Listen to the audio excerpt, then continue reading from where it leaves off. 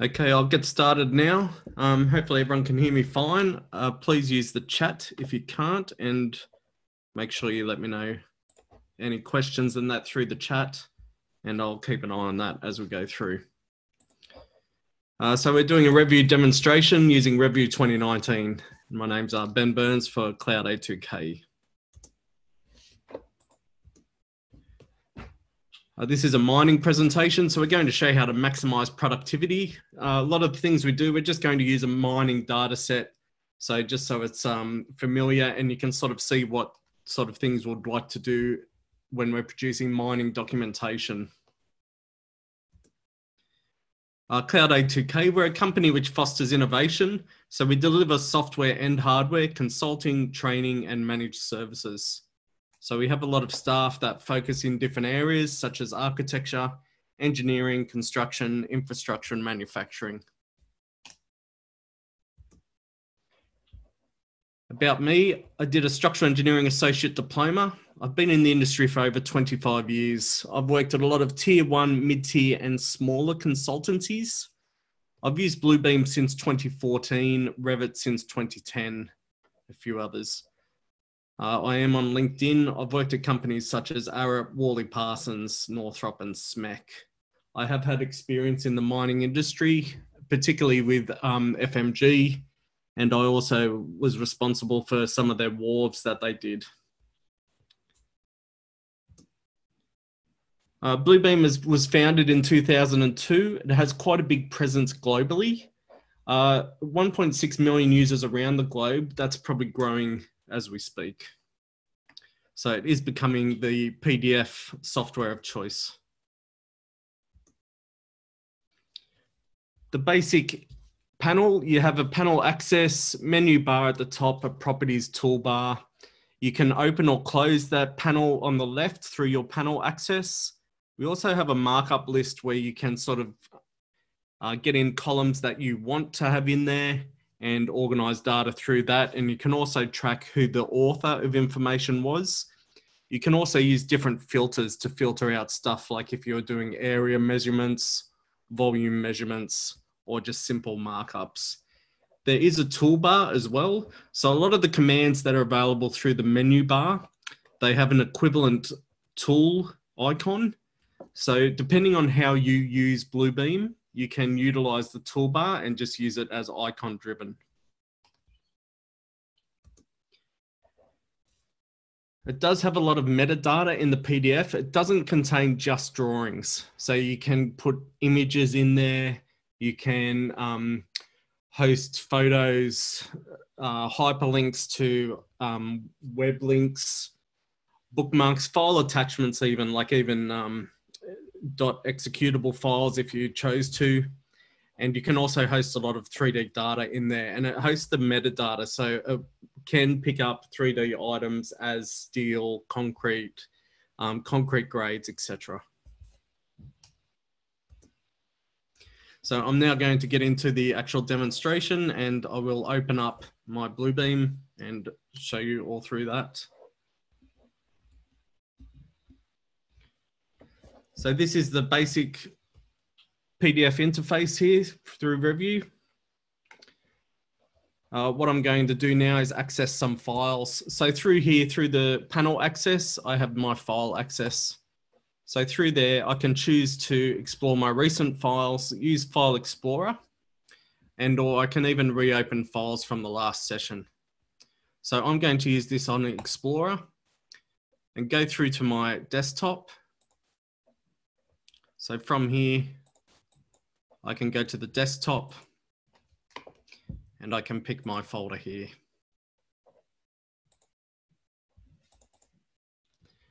So I'm firstly going to open up just this map1 PDF. And that brings on that file. So this is a basic sort of layout of a mine site. What we can do is I can close this panel access now. What I can do is go through here and I can actually edit the PDF content. So I can go in here under the Edit tab, go down to PDF content, and I can actually erase content that was on that initial PDF. So I'm going to go on that. And I'm just going to erase this legend here. One of the first things we should always do as well is calibrate our job site.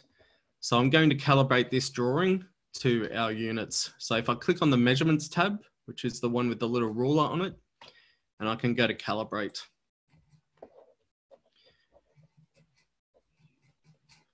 Using those snaps, I can make sure that I'm going from that point to this point, and it's measured that off as 3 centimeters. So it doesn't particularly matter if the drawing came in to scale or not to scale, I can scale it accordingly.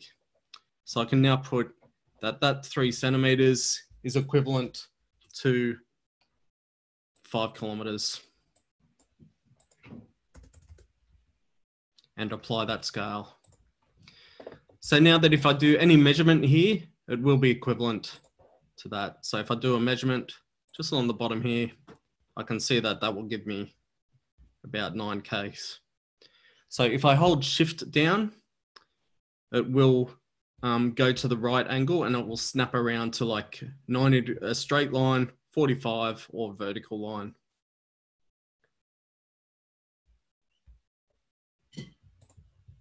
And that will place that dimension. I can obviously change the units and all the items I want through that.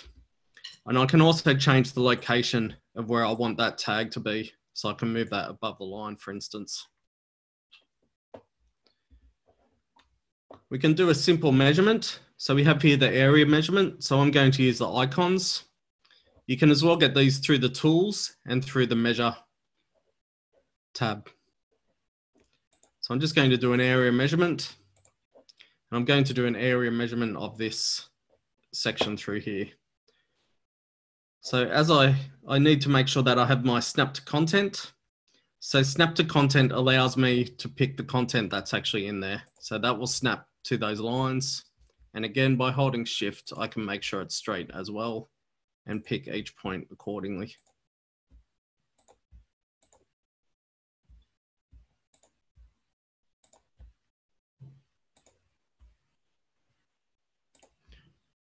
Through there and just around, I will pick these points.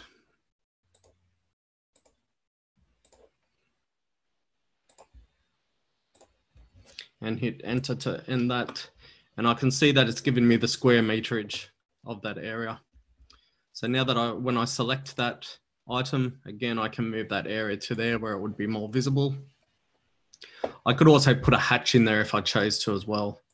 So I might put a hatch in there of say 10% dots and make that brown. And I can see that it's picking up that area.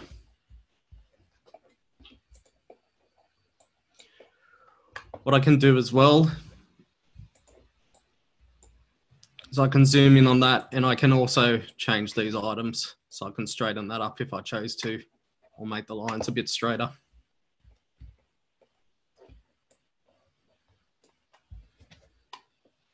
Now that I've got that area in there, there are a few different ways to do an area. I can do a dynamic fill.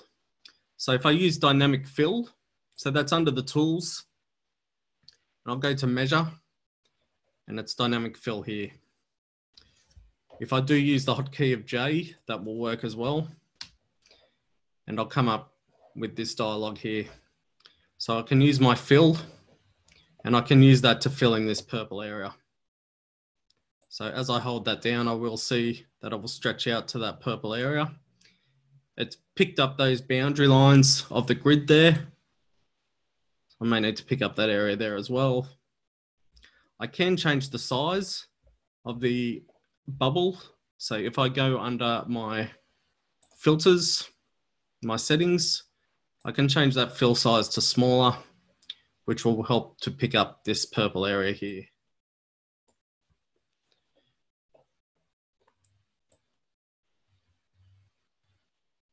We can see that it's effectively picked up all that area. And now with that, I can apply a volume measurement if I chose to. So I'll choose a volume and I will now apply that. So I can see it's coming with an area and a volume. If I select that again, I can hold shift and move that to an appropriate area. And I can also change the depth as well. So if I pick this caption here, I can make sure I've got depth selected, and under my units, I can change the units of the area or the area accordingly. And I can also set a depth of that. So I'll just have that at 3 meters for this example. I could set it to 5 if I chose, or anything that suited it. So I've now got a couple of markups in there. And what we can do now is actually add those to a tool set. So one of the good things with Bluebeam is it does allow you to add these items to a tool set so you can easily use them again. So when you place each area, you have all the settings here and through the properties under the cog. And I can change the text font, etc., the text color. So I might make that blue text for this one. And you can see how I can change all those items. I could change the font and the font size if I chose to. What I need to do now is go to my tools chest. So if I go to my tool chest here, and I can create a new tool chest. So I do have some ones I've used before. So I'll create a new one. So if I go under manage tool sets, I can go here and add a new tool set. So I can add a new one here, and I'll just call this mining demo. And okay. I can save that to my desktop. I'll save that to an appropriate location.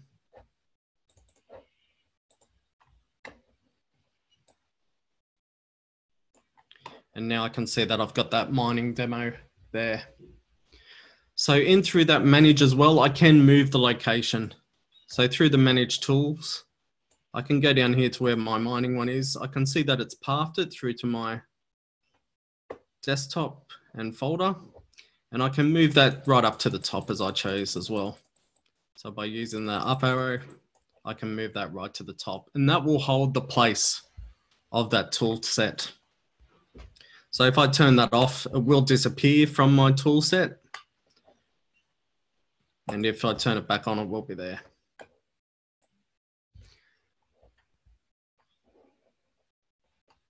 So to actually add stuff into the tool set, so this is where we want to create a standard so that when they do a measurement of this area, it will set in. So we can click on that, and I can right click through here and add it to my tool chest. So I can use that to add to the tool chest and go mining demo there. Take the lock off it and add that command in. I can also use another method. So by selecting that, I can go through to the properties, go down to the bottom and add that to my tool chest and select the appropriate tool chest. So I've now got both those measurements in there. What I can do is if I use these straight from here, it will come out just as that plain area again. So we can see how that area is all set, and it's almost as a stamp. So I don't want to do that. I want to set it up again so that I can use it to do a new area. So to do that, I can right click on it and I can change it to properties mode. So by changing it to properties mode, it will change that back to an area measurement. And if I zoom in, I can then pick points around here as per the other one.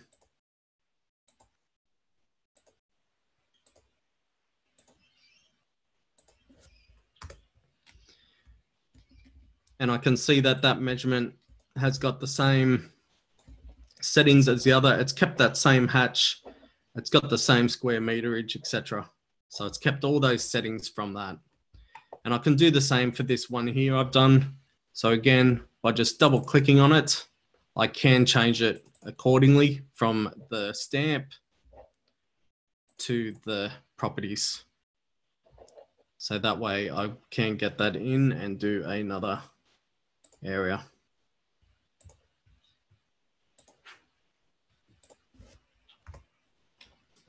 And I can see how that's changed and picked up both properties.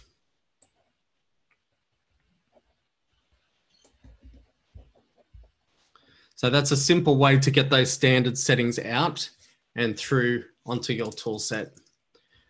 So I can also have these items up here in a properties mode, detail mode. If I change the setting to a detail, it will tell me what they are. So this is a good idea to do if you're using it, particularly with new users or etc. It just makes it a bit easier rather than just the symbol. So if you go to the symbol, you just get the small symbols, or if you go to the detail, you do get what it is picking up through there. What I'm going to do now is actually add in a new sheet. So if I select the thumbnails, this brings up all the sheets that are currently in my PDF. So I can see that we've only got the one. So if I want to add a new sheet, I can right click in here and go to insert page. And if I select insert page, it will then take me to where I want to find these pages. So I've got one set up on my desktop. So I'm going to add in this scheme plan and okay.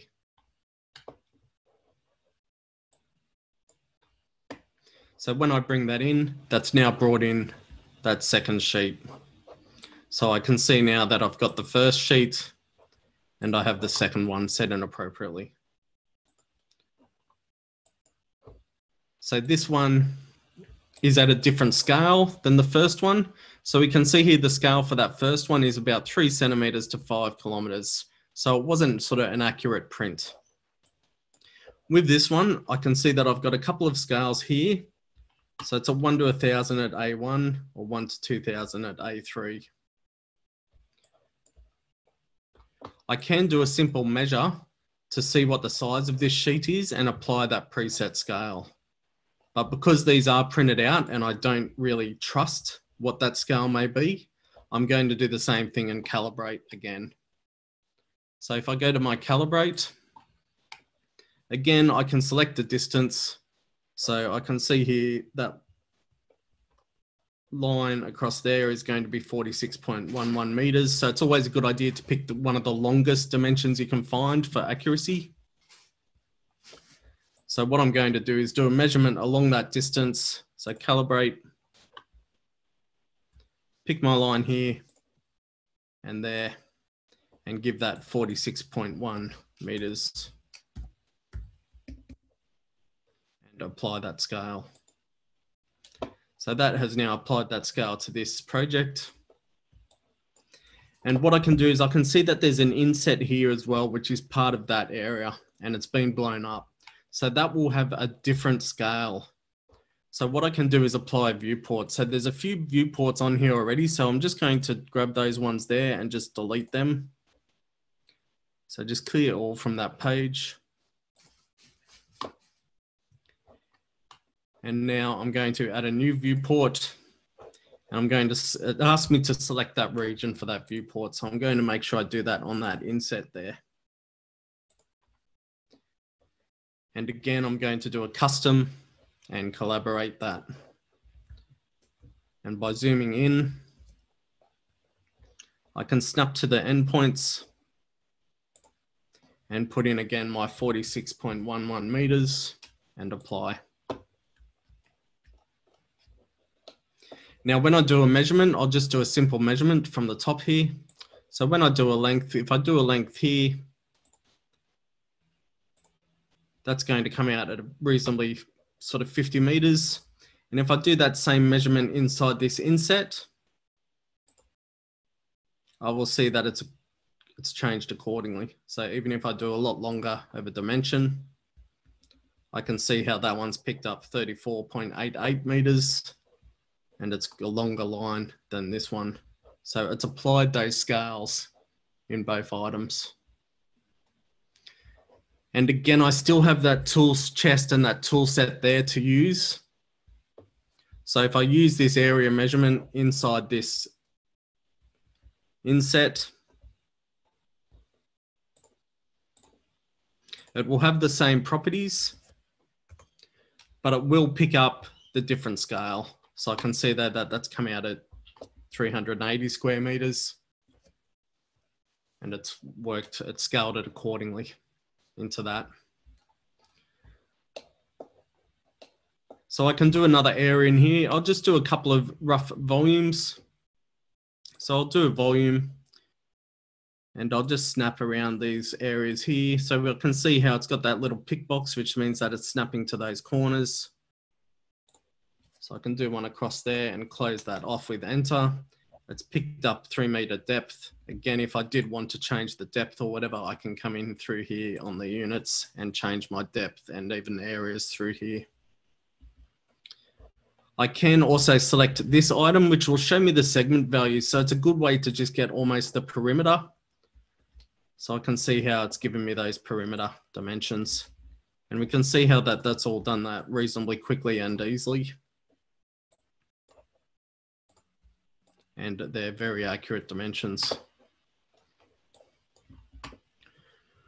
What I can do is create some custom columns as well. So if we have different volumes for different items, so I'll just do another area here next to it as well. So if I do another volume, and I will just change this line to a blue line and selecting that point, I'll just pick a random point there just for the exercise and close that again. And I can see this one, it's done differently. It's got the blue line on it. And the volume, because I haven't given it a depth, so I need to select on it and I can change that through the properties.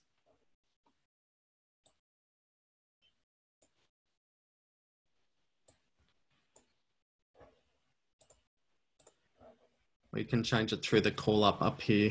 So if I go again to units, and I can give that a depth of 5 meters. What I'm going to do is make some custom columns now. So if I make custom columns, what I can do is actually apply to these volumes. I can apply different areas and I can apply different materials to these areas and volumes. So first of all, I'm just going to grab this area here. And where it comes up as volume measurement, I'm just going to call this material. So I'll call that material and volume. And I'll do the same for this one. So I've got that one as material volume. And I'll change this one as well to material volume.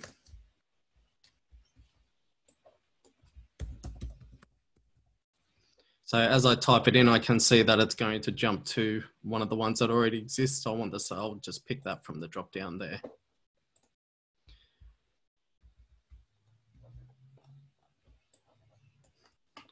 What I can do now is I can go to my markups list. So down the bottom here, we have a markups list. So I can drag that out and then I can use this drop down here to activate my columns. And from there, I will go to manage columns. So if I select on manage columns, I can create a custom column through here. So we have a lot of preset built-in ones that you can see. And I can also make custom columns. So I'm going to make a new custom column now. So by selecting add, I can put a material in here. So I'm going to just call this one material. And I'm going to make this a choice. So when I make it a choice, it lets me activate through here and I can add in different choices for that material. So I'm going to add a couple in. I'm going to add one as sand. I need to apply a subject to that. So these are going to be applied and choices in my material volume. And I can also assign a numeric value. So I'm not using any figures. I don't know how much sand is per cubic meter, but let's, for the sake of the exercise, assume that it's like $5 per cubic meter. And okay. And I will add another new one in there. So I will also add coal. And again, I will put that in under my material volume. And I'll assign a numeric value to this. I will assume that coal's a bit more expensive than sand, but not as expensive as iron ore. So I'll set $10 for that one. And again, I can add another one. Again, through here, I'll call this iron ore.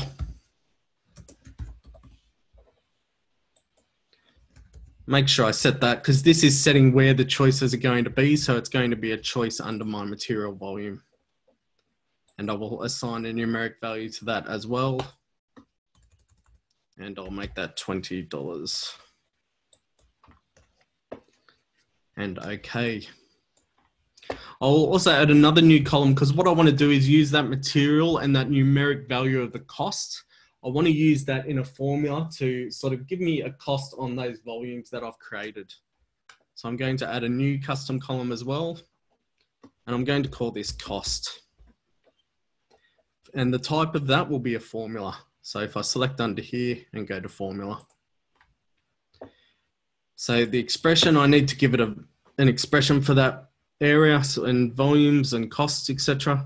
So I'm going to pick V for volume, and it comes in here with all the variables that are already preset in there. So I can do volume, select that, and then put the asterisks in for times. And then I want to times that by my material.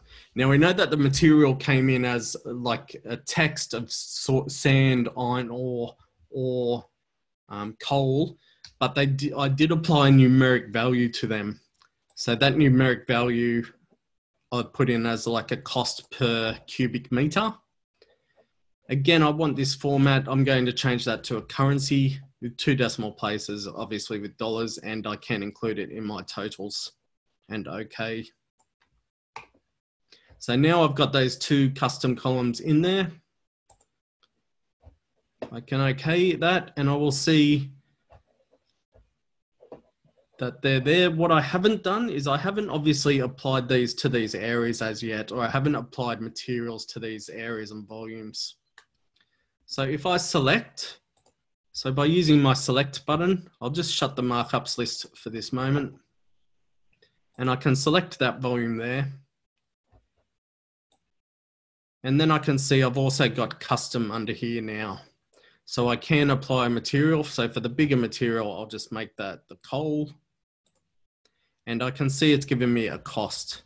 So it's using that volume and timesing that by my square meter per square meter or cubic meter cost and giving me the cost of that item.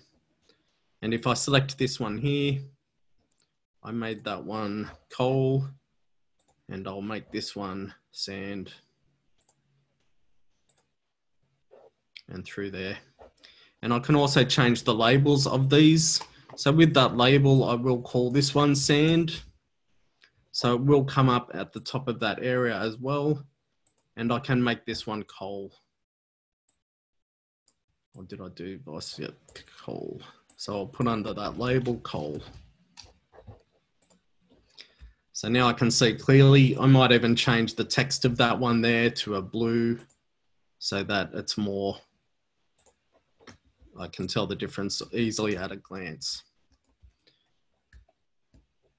Again, what I can do is a new area as well. So I'll just do a smaller area for a iron ore one.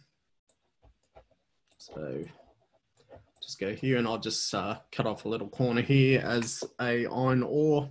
So again, I'll go to my volume measurement, select my points.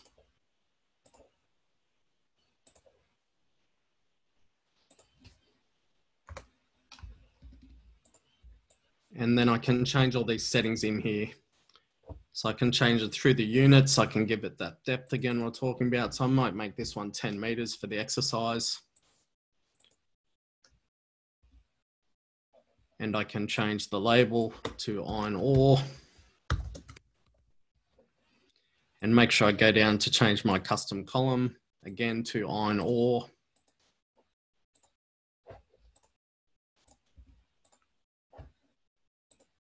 I do need to make sure it's in there. So when I've done that, it's coming as a volume measurement straight off. So I do need to make sure I have that as my material volume so that I get those choices. So select material volume, come down here, and now that will activate my choices, which I put under that material volume. And it's giving me a cost of that area as well. And again, I've got all the ability here to change the hatch if I chose to.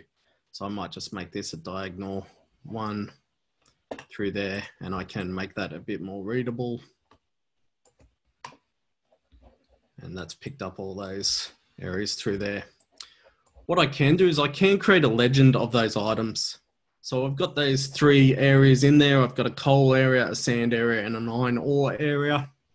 What I can do is go to my markups, and I can filter these markups.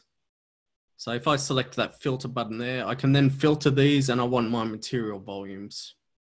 So if I select material volume there, I get my 3 items. I can see here the page that they're on, who the author was, what date and the changes were made, all the depths. I can add these columns as well. So if I did want to change columns that are available there, it's a matter of going through the columns and then deselecting. We can see the ones with the ticks are the ones it's put on. So if I tick off the depth, we can see the depth there. And if I tick that off, that goes off, and vice versa, it will come back on. So what I can do is grab these 3 material volumes there. And while I've got them selected there, I can right click and I can actually create a legend. So I can create a new legend. So that's given me a legend of these items. So I'll just put that on here.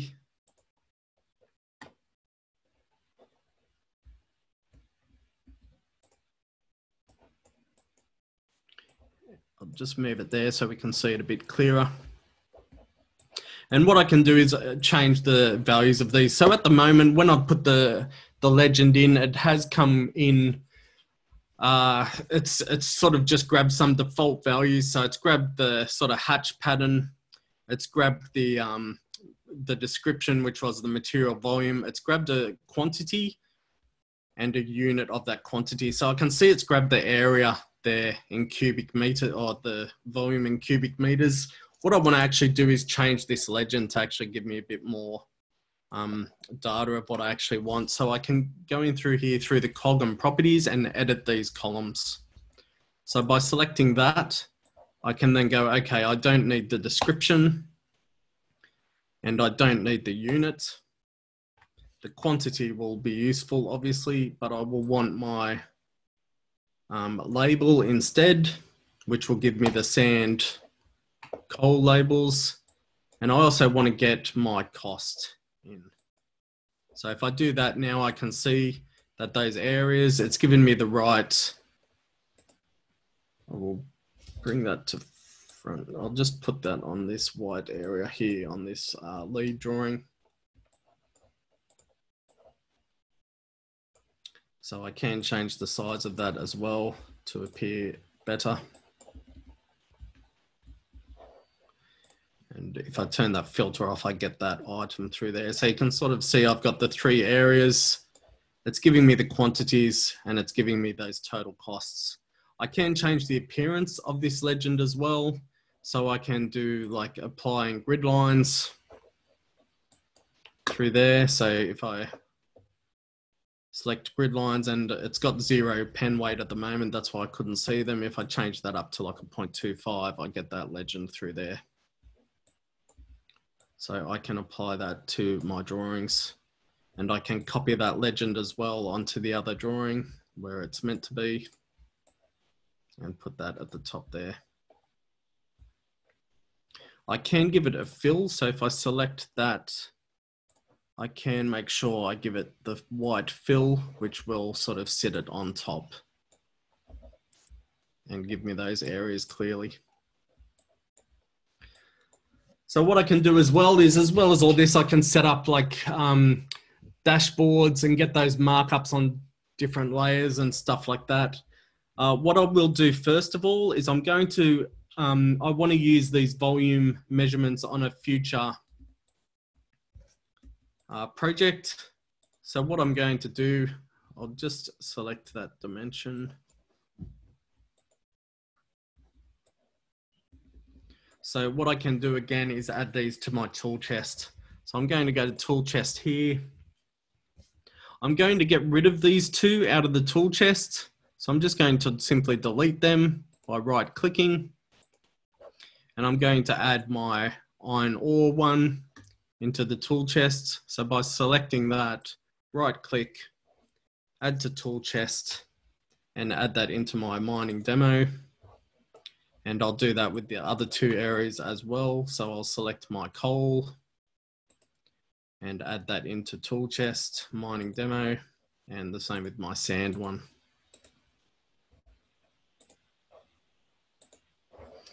And again, I've got that in there as a detailed one, so I can see the label straight away, knowing that it's iron ore, coal, and sand. Again, by double clicking, I can change these to the volumes. So I can straight away, I've got them in my tool set. Anywhere I go to do a similar area, I'll just delete this one here. And if I wanted to do an area in that of sand, I can grab that simply, put an area. I'll just redo that one. So grab sand again, select a point, do another rough area and enter. Let's come in at sand and it's straight away given me the cost of that area.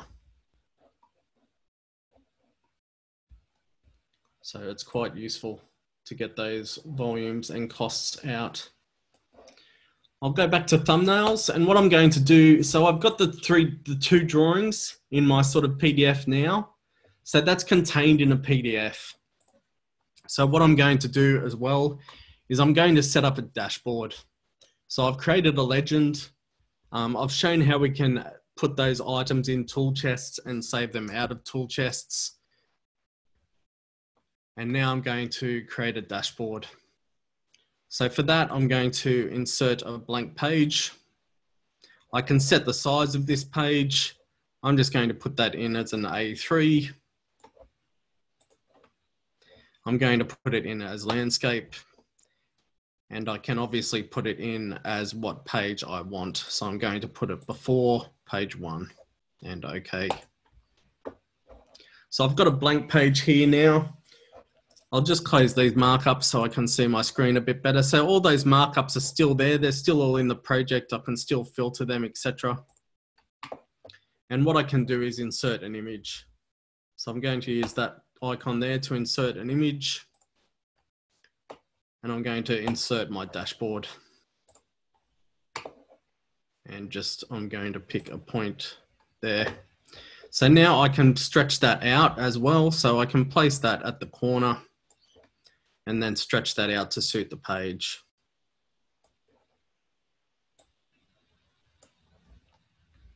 So now I've got a dashboard on my drawing. You can see here that I've got the full set of items in through here. And what I can do is like put in hyperlinks, etc. So to do a hyperlink, it's under the tools and we can see there it's Shift H for that one. So what I can do is just put on these ones items.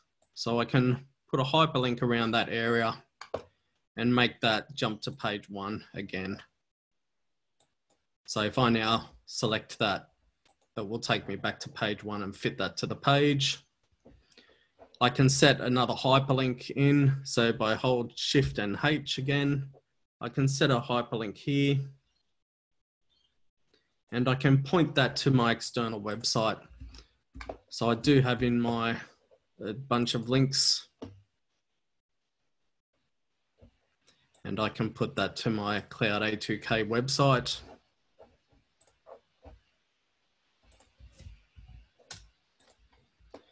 And I can point this one to like a map coordinate. So again, I'll go Shift H for a hyperlink, grab that area there and hyperlink that. And I will use my weather link.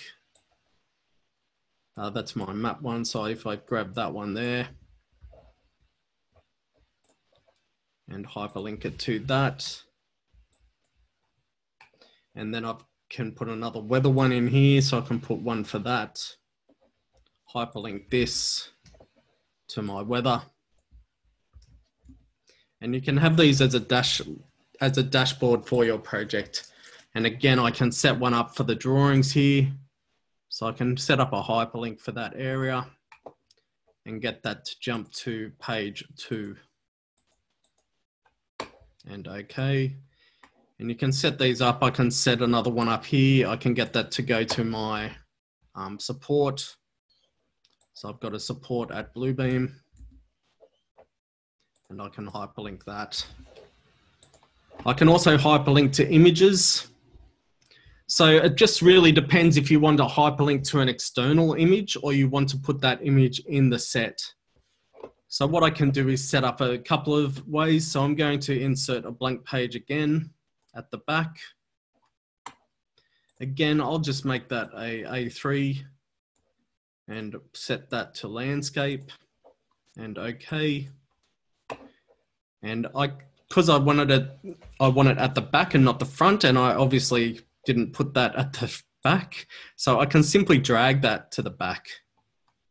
So I'll see if I drag and drop, that will move to the back.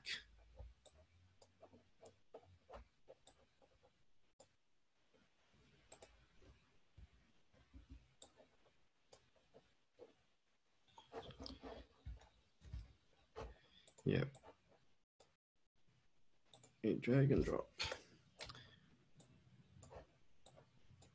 Which it doesn't like. So what I will do is I'll just delete that one. So I can simply delete that one again.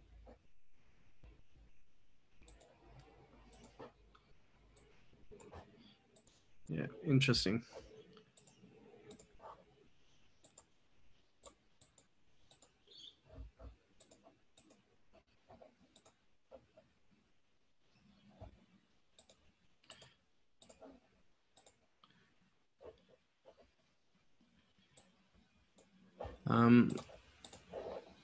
Yeah, page 1.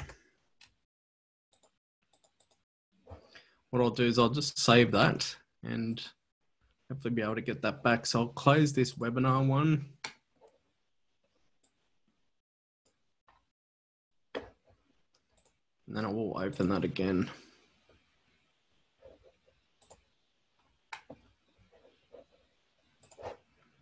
I will open it through my recent documents, change my file access, and open up that file.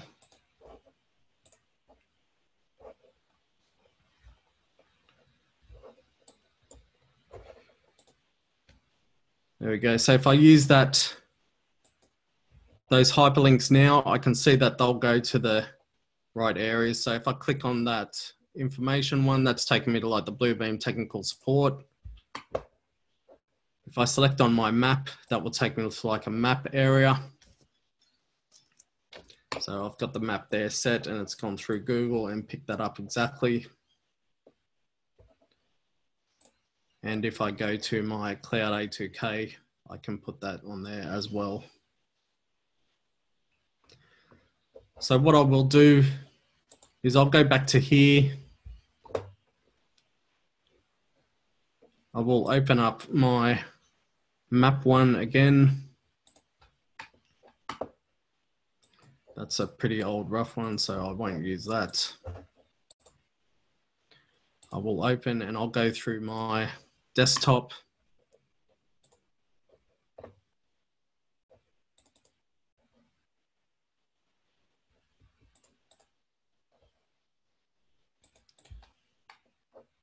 And what I can also add on here is a photo to these areas as well. So if I insert another blank page, I'll insert a blank page. Again, I'll put that in as just a ISO A3. I'll put that after page 1 and put that in here. I can rotate that page as well because obviously I've put that in as a portrait, not a landscape, so I can rotate that page.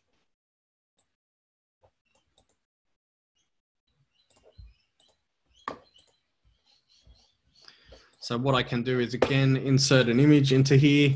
So I can hyperlink to an image that's an external file, or I can put that image into this file. Stretch it accordingly. So I could make that set the whole area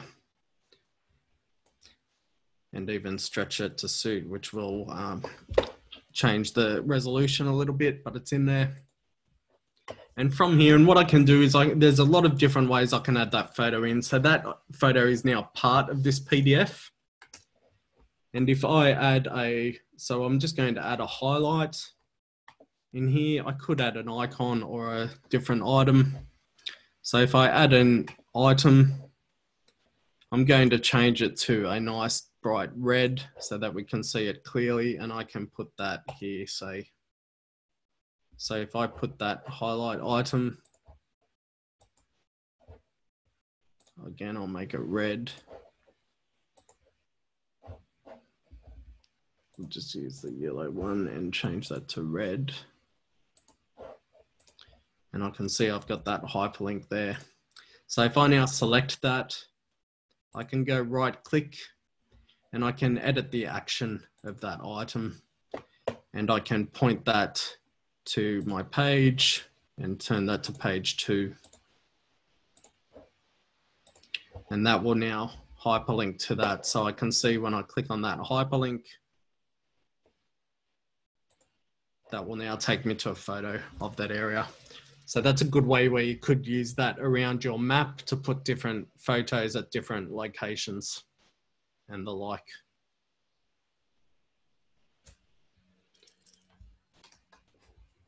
Anyway, so with those tool chests as well, what we can do is we can export those. So that tool chest at the moment, it is on my C drive. So if I did want to share that inside my company, so it's a good idea to maybe share these within your company on like a network drive or something like that. If you go to manage your tool sets,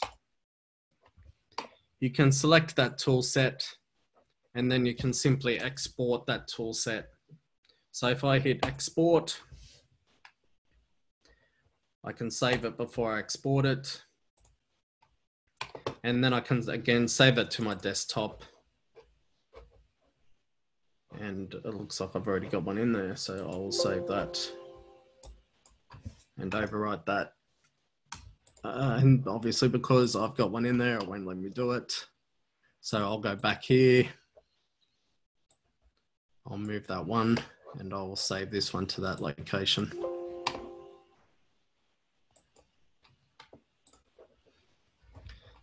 Yeah, and that's where it's coming from. So then that file is there and you can then import those files. So if you then moved that file, so the file is here as my BTX. So that's my demo file there that I just created. So what I can do is simply save that out to my network drive. And then I can also put a link to that on my dashboard. So as we were saying before, dashboards and PDFs, they do host a lot of information.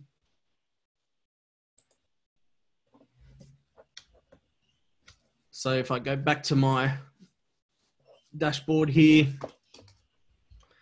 I can put a link in here to that hyperlink. So if I go here and go to file attachment, I can attach that actual toolbox to my file. So if I then hit my BTX file, which is my tools chest, and I can put that there, and I can even change that logo. So I can go into the settings of that, and I can change the appearance. So I can make that a file icon. And that can then be a link. So this is on my dashboard that I can send to internal. I can save that in with the PDF, save that in with the whole set of drawings. And then people can access that through there. And you can open that file location or save that as, and then import that straight away into your tool chest here, and then everyone will have those settings where they can use those material volumes straight away.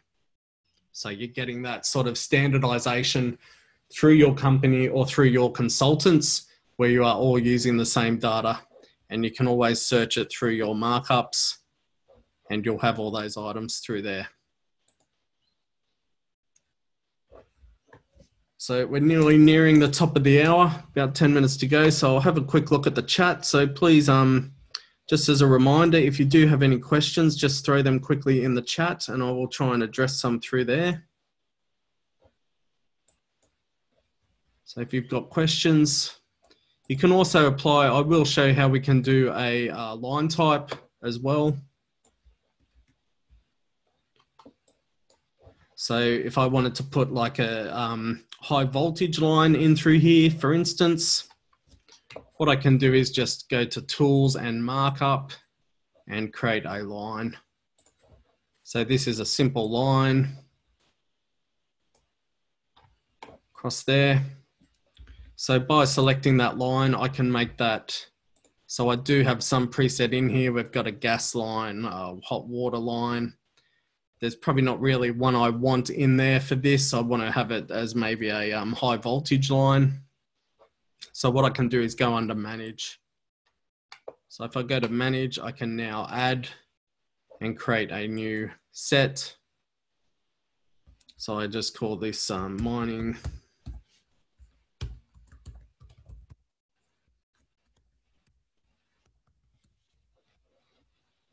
Okay, saving that as a relative path, make sure it keeps it pretty portable. It will, so if I move the location of this file or whatever, it'll always sort of point through to, or if I move my line style set, it will find it as its relative path. And now I can add a new line style. So for this one, I'll call it high voltage.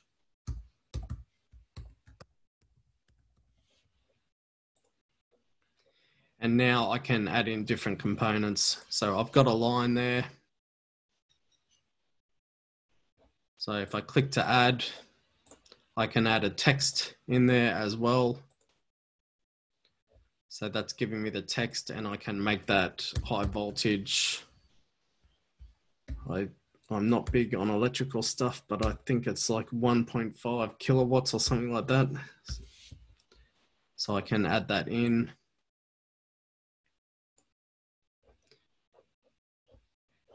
And that's put that in. What I can do is actually modify that. So I might want to actually have a line in there as well. So I can have that 0 offset, which puts it right in the middle. I'll delete that line and I'll go back to just my text. And I will actually add a line component into that. So I can add a vector into that as well. So this gives me like a bit of a drawing box. So this white area is where I want it to be. So if I do it like that, I can then see that it will put that line and space that in nicely with the text and go okay. So I've got that high voltage line in there now. And now I can simply select that line, go in under here, and I've got my high voltage line. And now that will come up as that. And I can change the color and that and change more settings. So again, selecting that, changing it to a red's probably a good color for a high voltage line, but just for the exercise, we'll make it bright green. And I can have that line in there.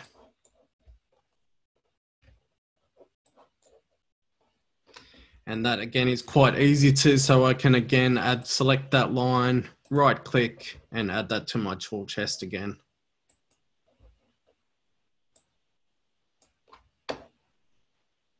And add that in. And again, now I can change that back to symbols, but see with the symbols, it doesn't really give you that unless it's quite clear. You can increase the size of that. So you can increase the size of your icons by using this toolbar at the bottom to sort of expand it, but it still is quite, you can't really tell unless you put the hatch in there or change those lines a bit better. So that's where for that one, it's definitely better to have that as a detail so you can tell exactly what your items are. And that line, see, because it's it's set at that setting. So again, remember to double click or right click and change that to properties mode, or double click on the icon itself. And that changes it to align, which you can then do from anywhere to anywhere.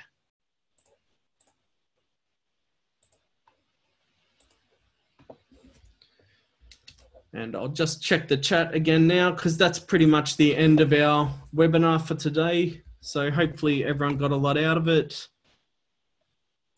just by going back to here.